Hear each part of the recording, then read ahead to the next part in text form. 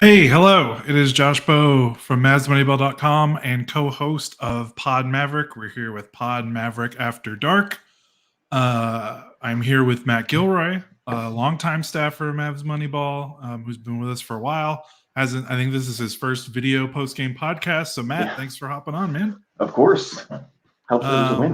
Everyone's in a good mood. Oh yeah, for sure. And we're a little late because we are also Cowboys fans and there's a Cowboys game. And we were like, okay, it's almost over. And then we thought it might go to overtime. And then it took a million plays. No one would have watched this until the game was over anyway. So we're just doing what everyone else is doing. Right. So we're here though. We're here. Kirk's getting another night off because he has a newborn and he's allowed to take as many nights off as he wants or needs. So I expect him to maybe be back for whenever our next show, or maybe not. We'll see. He's up in the air, as is most of the Mavericks roster. Right. Yeah, right. Just, it's day to day. Exactly. Yeah, he's day to day for sure. Okay, so Mavericks beat the Warriors 132-122 on the road, which is important because the Warriors, they're 9-8 now, but I think they won like 8 out of their last 9. Yeah, there was a graphic at the start of that game where their current kind of run at home has been very, very strong. So it's a good win. Yeah, for sure. So to be honest, my immediate thoughts were, I actually thought Dallas commanded the game more maybe than the final score indicated. I know they ended up winning by 10, but I really felt like, there was no point in the game where I thought they were going to lose, which maybe is me being a little more optimistic when the Warriors cut it to 5 with about 2:47 left in the game. But I don't know. The Mavericks just kind of had the Warriors' number, I felt like, offensively. Like they kind of got whatever shot they wanted. The only time the Warriors made runs was when there was some, maybe some bad mistakes, turnovers. But otherwise, the Warriors, they could not guard the Mavericks. And the Mavericks couldn't really guard the Warriors, but the Warriors do this thing where they have these like brain-melting turnovers at the most inopportune time. Yeah, and they didn't have a ton of turnovers in the game, but the other ones they did have were crushing, in terms of right after they're making a run or trying to pull close. Yeah, the one turnover that sticks out, I don't know if you remember it, is I think it was in the second quarter. Yeah, the Mavericks were up, I think 36-33, and the Warriors were making like a push, and Clay got like a run out. And instead of just laying it up in a 2-on-1, he tried to do a mid-air tap alley-oop pass to his running mate, which was I think Podziemski, who is another guard. And it was immediately picked off by Exum, and I was like, that is one of the stupidest turnovers I've ever seen from an NBA, a long-time NBA All-Star. And then after that, the Mavericks kind of ran away with the game for the most part. Yeah, it was not his night in any facet of the game. Oh my God, I'm just now seeing he shot 1 of 11 at points. Wow, that's crazy. So what kind of, that's kind of my immediate thoughts from the game. What were yours? Yeah, just kind of as I was watching, the thing that I kept thinking is it's the most competent win of the season. Just because it's the Warriors, they can score points at any point. So of course they're going to make runs. Steph Curry can make threes, better than anyone in the league. So they're, they can get it close at any kind of point in the game. You can turn it on, flip the switch. But it's every time the Warriors would make a push to get it close, it was just Mavericks would kind of squash it, call a timeout, which has been good from Jason Kidd to kind of reset that momentum and get the team kind of back in line and get a good offensive play in. So and it was kind of one of those games where everybody pitched in. as I was watching, I was like, oh man, look at it. All these guys are scoring. Like Luka's getting all this help. He doesn't even have to have a great game. And I looked and he still had 39 points. So it was like the quietest 39 points of his career, I think. But he played a great game. I mean, Derek Lively had another double-double. Exum is great. And then, I mean, the big kind of thing was the big kind of Josh Green reemergence was great to see from him. So, yeah, I mean, everybody played pretty darn well, and it was just kind of great team win. And yeah. I mean, the Mavericks shot. I mean, they shot 55.7 from the field. They shot 40% from three and 82% at the free throw line. Like, that's a very good offensive night. They made 16. They'll win most of those games if they can pull that off. Exactly. They hit 16 threes. They still score, even though they shot a bunch of threes. They still scored 44 points in the paint, which isn't a ton, but when you shoot 40 threes, that's not too bad. Luka, like you said, was great, and like his scoring was pretty quiet despite having 39. I thought this was like a really impressive Luka game, just in terms of he controlled this game from tip to final buzzer. Like, he pretty much did whatever he wanted, and the Warriors threw a bunch of different coverages on him. I think Kuminga started the game like face guarding him off the ball so that he couldn't get easy handoffs. That didn't really work because the Mavericks kind of like played 4-on-4 with like Kuminga out of the play, and Kuminga is like a really athletic defensive player for the Warriors, so it kind of made things easier. Then when Luka got the ball and the Warriors switched, Luka either made a step back three or like a little mid-range jumper. If they didn't switch and they doubled, he passed it around and someone either made a three or got a dunk. Like, it was. I felt like the Warriors basically tried to do every type of defensive coverage, and Luka pretty much beat all of them. Like, it never felt like he. I mean, it didn't even look like he. I mean, I know obviously he did, but it was one of those games where like he didn't even break a sweat. It felt like. He was I mean, looking at it, it's like he did all that, like, and played like he played a lot, he played a full game, but he played like normal rotation minutes. He played just under 38 minutes. It wasn't like he had to go out there and play 45 minutes or whatever in a panic to try to like win, or like he was the only one out there doing something. So he played his minutes, played his normal rotation, played well. We never really had to like kind of deviate from kind of the game plan, it seemed like.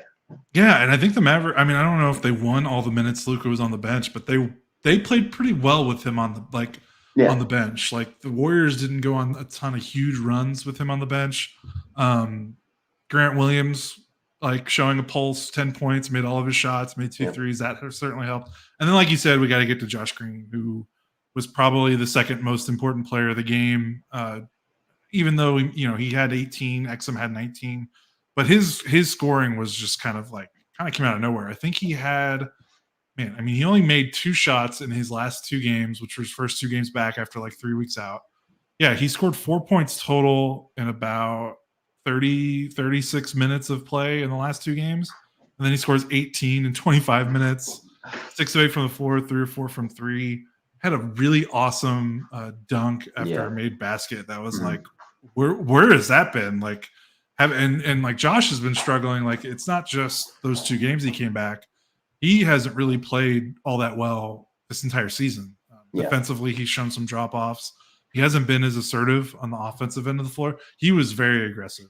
Maybe it's such a weird thing because like an elbow injury is not like a common NBA injury, but maybe it really was bothering him or something, or maybe he's finally right for the first time this season. But yeah, I mean, if he can play like that the rest of the season, that'd be a huge boost. So, and that right-on dunk that he had, especially I think came after like a big Steph Curry three, kind of was like, just like we were talking about. It was like as soon as the crowd got into it and it seemed like they were going to do something, like Mavs immediate response. So great game for him. Yeah, Mavs had 20. I guess that counts as a fast break point, even though it was a made basket. Yeah, Mavs had 20.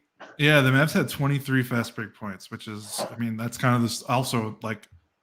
Besides Luka being incredible and these role players stepping up and Lively being awesome, like the fast break has been really good for them. And then, other guys stepped up. Exum, Lively. Lively was really good. We probably need to shout out Lively before we talk about anyone else. 12 and 14. The Warriors had a ton of offensive rebounds. They had 16. So, it's probably like, well, shouldn't Lively help more there? But like, he was really kind of like a man on an island. It felt like in the paint and at the rim. And I think he did a really good job even if the Warriors did get an offensive rebound, he did really good job contesting. He had 0 blocks, but he was a big factor in the Warriors not really scoring at the rim a ton. The box score, I think the way the Warriors track shots is a little funky because it says the Mavericks had 6 shots in the restricted area and 24 shots in the paint, but outside the restricted area, that feels like a lot. So it feels like they might be tracking it. The tracking might be a little different there, but still, the Warriors shot 8 of 14 in the restricted area, which is a really good, like, that's 57%. League average is about 66, and that was like all Lively. And I thought Lively did a really good job in the paint. Yeah, and the board C grabs, especially down the stretch when the Warriors were kind of making their last push. It seemed like he was grabbing everything. Like they weren't getting a ton of second chance points in the fourth quarter. So, just like contributing to that kind of thing. We're like, we got a little close. Especially those in the fourth when I think Steph hit a 3, and then Chris Paul got that steal off of Lively, which is kind of his only bad play of the night. And then he went down and hit a 3. So. Other than that, I mean, it was a great, great game.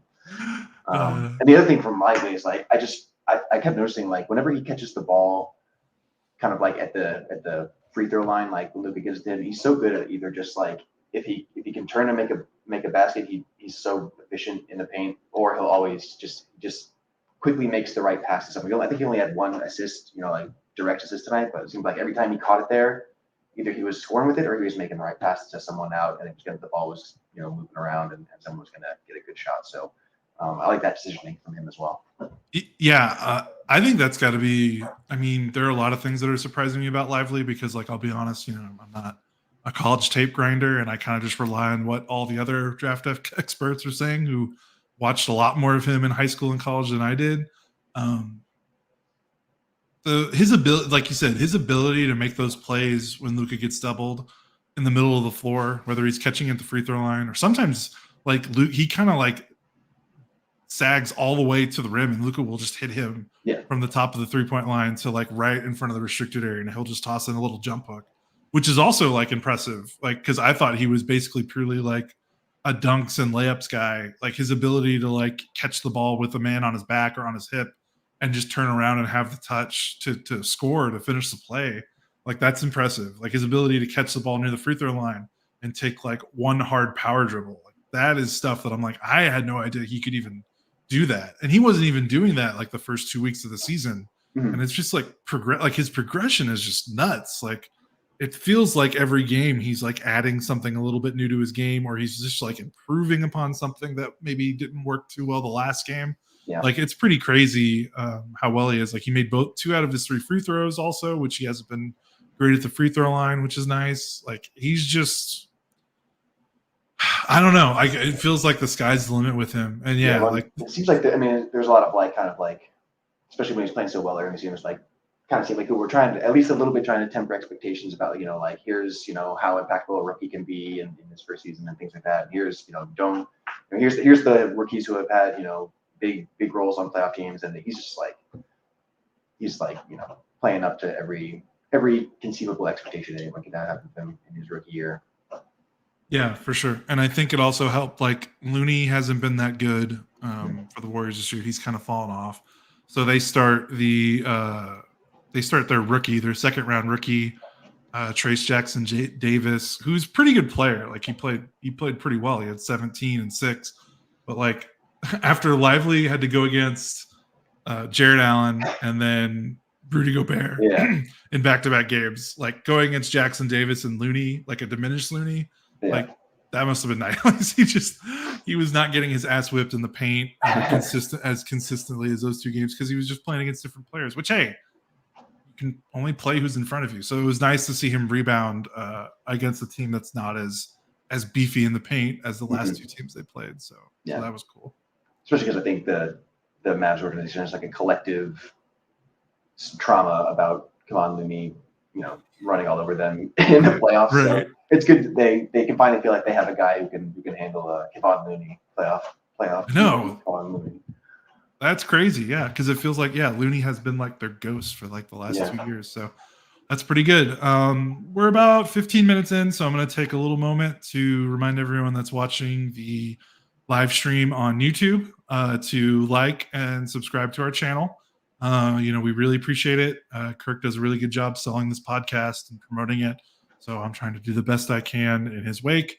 If you are not listening live, if you're listening to the audio feed, subscribe to our podcast feed. That also helps us a lot. I know that every podcast, I don't have an update on our Apple Podcast issue, but unfortunately, we are still working through it. So until then, please listen to us on Spotify or YouTube Music or an alternative podcast app outside of Apple.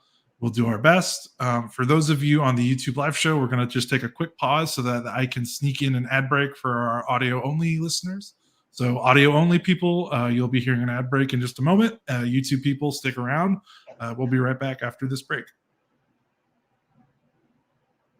Okay, we're back. Mavericks beat the Warriors 132-122. Really fun game. We talked about Luka. We talked about Josh Green. We talked about Lively. I think we just talked about how well I think the Mavericks played. Matt, you said this felt like kind of one of their more what'd you say? Like they're most competent. Like everyone did what they were supposed to do. Everyone played. I think there was a Mavs PR tweet that went out that was like, when either Green or Exum scores 15 points, the Mavs are like 7-1, and they both scored over 15. So it's like that's the kind of thing that we've been asking for years. Like, just it seems like Luka's gonna get his points. If we have one other guy, Kyrie theoretically is that guy now who's gonna always gonna be there. But then if you have one other guy, if it's Tim, if it's Exum, if it's Green, one other guy who really kind of has a big game and steps up in a big way. And tonight there was a lot of guys. I think there were like six guys in double digits. Exum played as good a defense as he can on Steph. So it was just a great team effort. Luka did Luka things, and everyone else did what they needed to do. Yeah, competent. That's such a good word. Especially, like, Mavericks only had 9 turnovers. Luka had 4 of them, which is fine because he has the ball like every single play.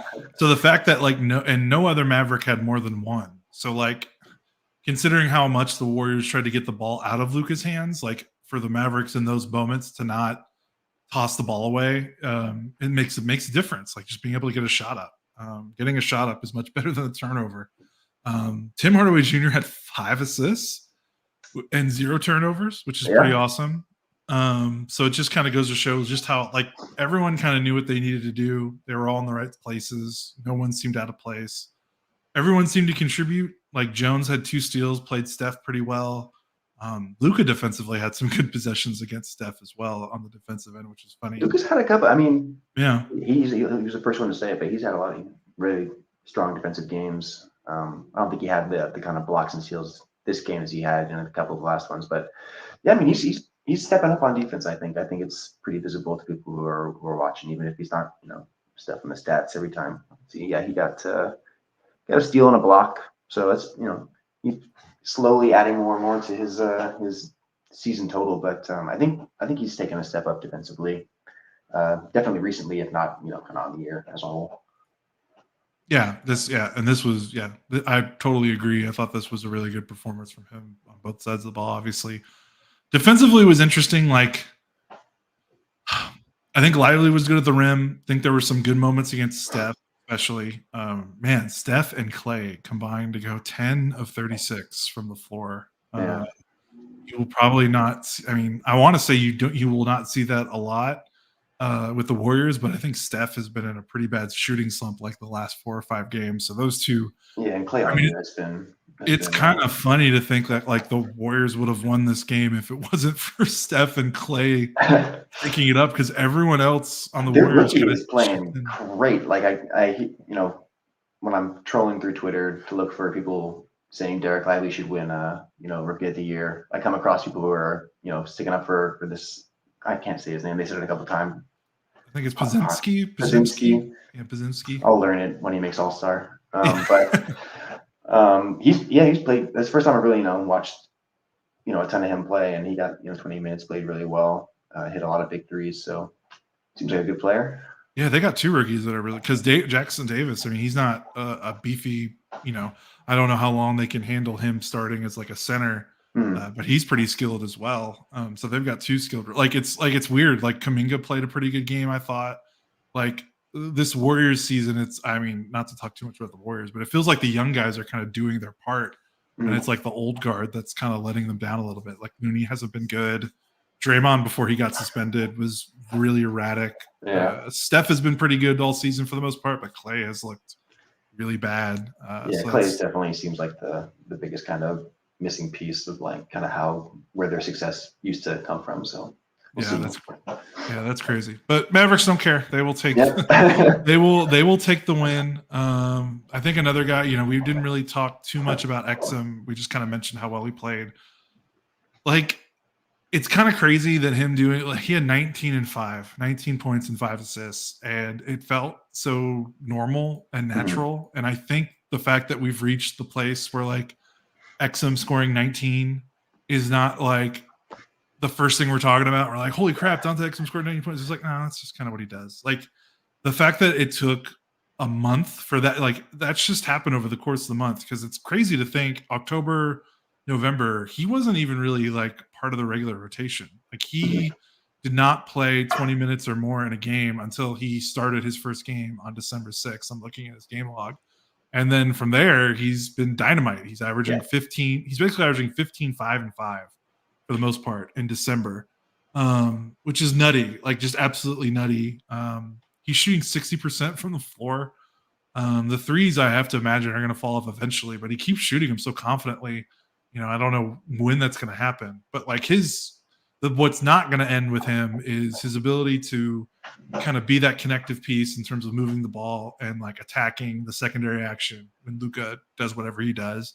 And then his finishing and driving ability at the basket, like, just keeps getting better. It feels like every game. That was a big difference maker. Like, the Warriors don't, like, you can attack this when Draymond's not on this roster. If he's not playing, I mean, I don't know who they have that can block shots and guard the rim. Like, Looney's a decent big, but he's not like a rim protector in the traditional sense. And then Jackson Davis, I don't think, is either.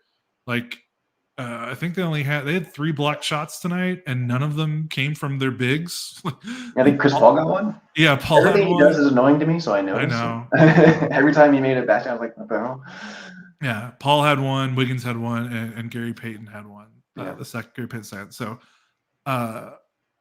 like, his driving ability is just crazy, and like, it's just, I don't know, it's just wild to me that we've already just reached this phase with Exum where it's like, yeah, this is kind of who he is. Like, I keep thinking maybe there's going to be a drop off, but maybe just in the starting lineup playing next to Luka, like, this is what we should expect. Do you think he's going to stick in the starting lineup when Kyrie comes back, or do you think maybe that'll be kind of like the inflection point when he has to kind of go to, if he's playing, leader off the bench, if he's, I don't know if he can be as effective as playing next to Luka, just, because of gravity and Luka's, Well, I want to offer a prediction, but Kid already answered this question a couple games ago. He said Exum's going to start and Grant Williams is going to come off the bench. So the starting lineup's going to be Kyrie, Exum, Jones, Lively, Luka, which seems a little small, but Grant hasn't really been doing too much on the defensive end of the floor anyway. So you might as well just play your 5 most productive guys at the same time. So he's going to keep starting, and I think they're just going to ride this as long as they can. Maybe if he cools off, they make another change. But, like, I don't know. Do you see this ending anytime soon? I mean, he's playing so well. Yeah, I mean, with the way he's playing, it's hard to move him to the bench. I mean, when he's first was playing well, it's like, oh, great, we have this guy who can lead the bench, and like I don't have to worry about the bench minutes anymore. And now it's like he's playing so well that you have to start him. But then now it's like back to wondering, like, who's gonna lead the bench now? So it's a good problem because now you got all these productive guards. But I mean, yeah, maybe it might just be one of those things where it's like it'll be matchup. Rick Carlisle's favorite word, matchup based. If we're playing a bigger team, maybe Green or Williams starts and plays with one of those guys. But yeah, I mean, he's playing great, so stick him anywhere and just let him go. Yeah, for sure. Man, I don't even know what else to talk about. Like, because like everything was just pretty well. I don't even really have any like I'm trying to think of negatives. Like, I mean, the Warriors give the Mavericks fits whenever they like kind of do their off-ball stuff. It kind of saw some flashes of that play out the Western Conference Finals because they killed the Mavs with like off-ball cutting and stuff like that. Like, the Warriors had 32 assists, which is a ton of assists. Like, they were really moving the ball well when they weren't doing the crazy, like, inexplicable turnovers. and the Mavericks didn't really have much to stop it, but it ended up not really mattering all that much because Steph and Clay didn't make enough of their shots. Yeah. And really, I mean, no one hit. The only person who hit threes consistently, like Steph, ended up going 6 of 15. Paul went 6 of 9, but like the role players didn't really make him pay. Kuminga 1 of 5, Saric 1 of 4, Wiggins 1 of 3, Peyton missed 1, and then Podziemski did go 3 of 5, but he made 2 of those like in back-to-back possessions, and otherwise it wasn't too much of a problem. Like it felt like the Mavs were a little bit more consistent with their 3-point shooting from their role players, and that felt kind of like the difference in the game, I think, or not maybe not the difference, but one of the factors at least. Yeah, I mean, I'm just looking over everything here. They didn't get nothing was lopsided. Like even when they lost points in the paint, second chance points, but it was 44 to 52 on points in the paint, 11 to 15 second chance points. So it's like they held their own in all these aspects, and they played so good on offense that it didn't matter. So yeah, and the Mavericks once again get outshot at the 3-point line. Technically, Warriors made 3 more threes than the Mavericks, and if you want an example of how this year's Mavericks are different, just look at that stat and look at how many times they've won this season so far, not making more threes than their opponents, because that was basically the only way. It was literally the only way they could win games last season was if they made more threes than their opponents. Now they're figuring out ways to do it without making the three. Obviously, Luka's in command of his game, but Lively just makes such a huge difference as someone that can consistently score at the rim when Luka gets doubled, and Exum being a driver, Jones being a driver too. Like they just have more guys that feel comfortable taking the ball and trying to score at the rim as opposed to what they've had maybe the last couple of seasons. So I think that makes a big difference. Green had a really good drive in this game against Podziemski. That just kind of made me raise my eyebrows a little bit when he went for it, because it was great to see. He's not the guy I want taking it off the dribble most of the time, but again against a rookie, he took it, and he's pretty confident about it and scored. So just part of his really good game tonight. Yeah, for sure. Yeah, I like that too. When he's aggressive with the ball and he's not like hot potatoing it like immediately after he catches it, I feel like he's a much better player. I feel like he has the skill to, I mean, maybe not be an 18-point guy every night, but like sometimes I feel like he gets in his head a little bit when he plays poorly, because he's maybe like overthinking, trying to make like the perfect play or not wanting to make a bad play. But he's got it. So he really should be more aggressive with his dribble, because he's turned himself into like a really good finisher. So yeah, especially as long as he has the awareness of like I think he probably saw this rookie's on me, he can't guard me. So just those kind of things, being quick decisions and being decisive if it's a pass, or even just like drive and kick if he doesn't make it all the way to the rim and find an open guy. So yeah, quick decisions, decisiveness. Yeah, I think that's the name of the game for him. Well, I don't think I have too much else, because again, usually the way we do with this Kirk is like we talk about the good and then we talk about the bad, and I can't think of anything all that bad except maybe defensively the Mavericks could have been a little tighter, but the Warriors are pretty good on offense, so there's like just not much to complain about there. So Matt, do you have anything else, or do you think you're ready to wrap up here? Yeah, maybe that's everything. I'm excited to just excited the team's getting healthy again. I think Kid said Kyrie's getting close to coming back in the next couple of games, so we'll finally get to see like I feel like that's kind of like we were losing all these games. It was like Lively's out, Kyrie's out, so it's like I couldn't form real opinions about how the team was playing. So excited to win with Lively, excited to get Kyrie back and kind of see how this team is supposed to operate. Yeah, and that's a good point, because Exum's ascendance has entirely happened with Kyrie out. So we still haven't seen this version of Exum with Luka and Kyrie and Lively. So that'll be a good time to evaluate. And hey, the Mavericks get to play Utah and Portland for their next 3 games. So if Kyrie does come back, we might see some lopsided scores. Well, we should, knock on wood. But the Mavericks have a nice little runway to start the new year.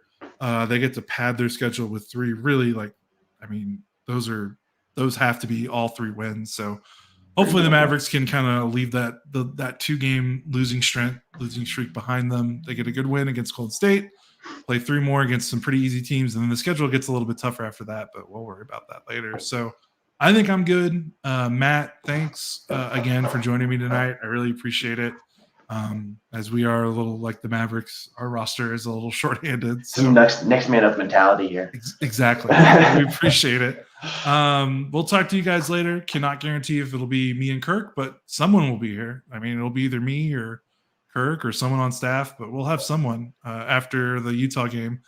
New Year's game against Utah Jazz on Monday. So we'll talk to you guys after that. Again, this is Josh Bowe, Matt Gilroy for Pod Maverick After Dark. Mavericks beat the Warriors 132-122. We will talk to you guys later.